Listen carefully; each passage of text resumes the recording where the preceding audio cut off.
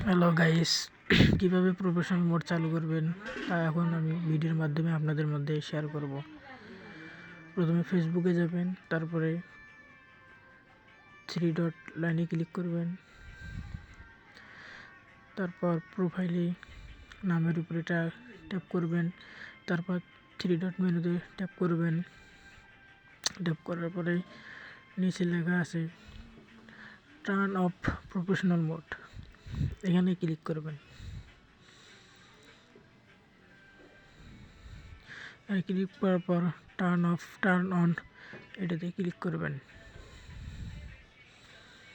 তারপর নেক্সট, তারপর নেক্সট, আবার নেক্সট,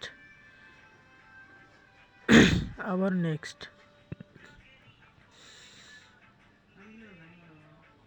এখানে পাবলিক করে রাখবেন, তারপর কনফার্ম,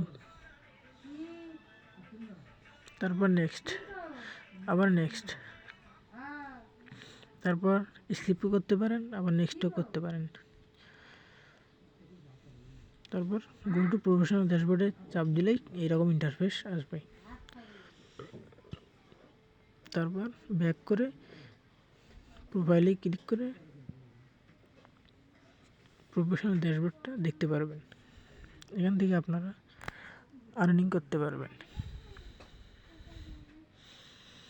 ধন্যবাদ।